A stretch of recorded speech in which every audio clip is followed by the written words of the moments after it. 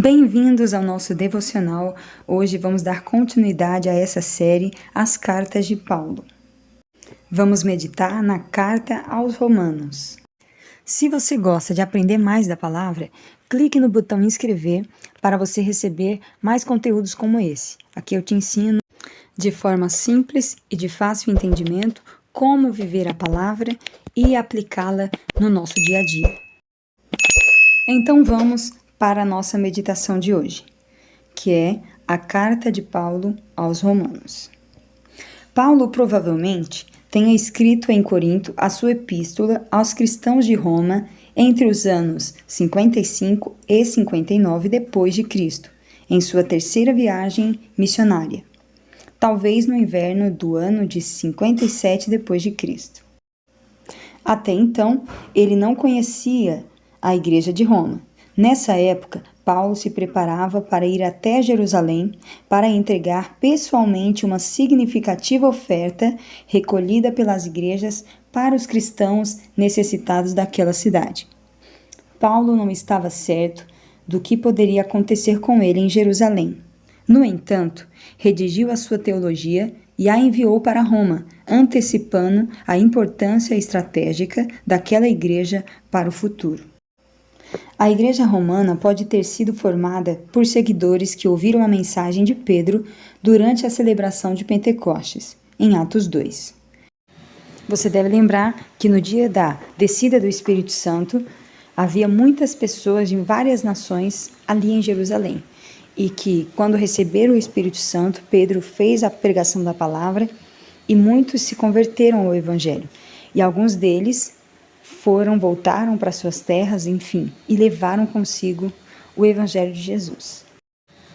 Paulo nunca visitou a igreja em Roma, mas reconheceu sua importância estratégica. Portanto, Paulo compartilhou em detalhes com aqueles fiéis as doutrinas básicas do cristianismo.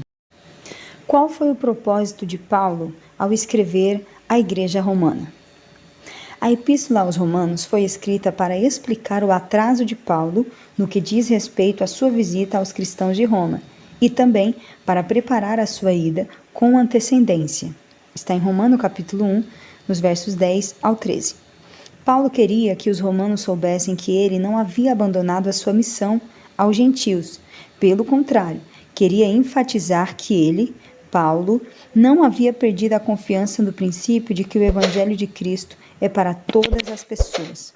Romanos 1, verso 16. Ele pretendia também promover a unidade e resolver possíveis conflitos entre judeus e cristãos gentios.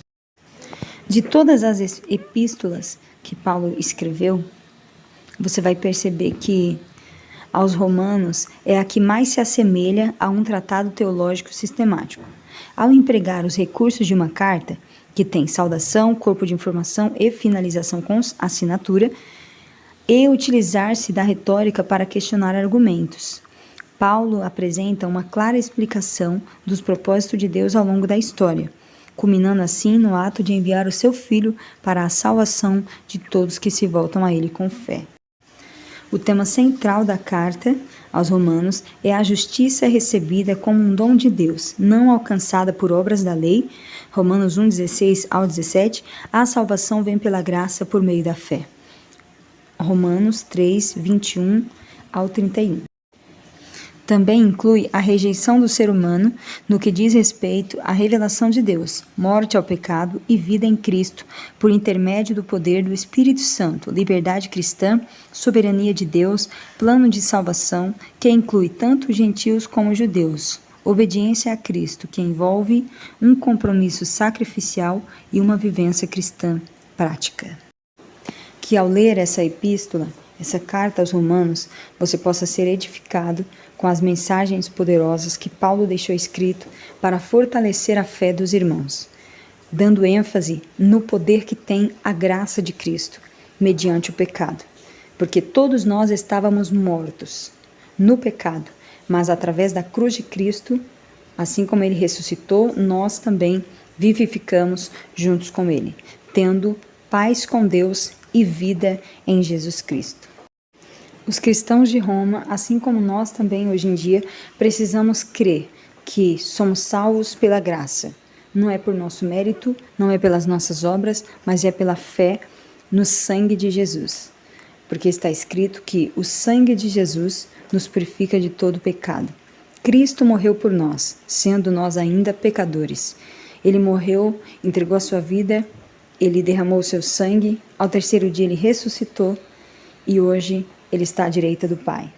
Então que possamos acessar essa graça todos os dias e quando nós falharmos, possamos lembrar do poder que há no sangue de Jesus para nos limpar, para nos purificar, nos dando assim o privilégio para fazer parte da Igreja de Cristo. Ore comigo agora. Pai, nos ajuda a crer no poder que há no sangue precioso de Jesus para purificar os nossos pecados, mediante a carta que Paulo escreveu aos Romanos, que possamos abrir o nosso entendimento para valorizar a graça que o Senhor derramou sobre nós. Tudo que o Senhor fez ali na cruz do Calvário foi pensando em nós, para nos dar o direito da vida eterna. E hoje nós somos salvos pela graça. Assim eu te agradeço, crendo na resposta. Em nome de Jesus. Amém. Chegamos ao final de mais um devocional. Obrigado por você ter ficado até aqui. E, já que você chegou até aqui, dá aquela curtida e se inscreve no nosso canal. Amanhã estaremos de volta e eu conto com a sua companhia.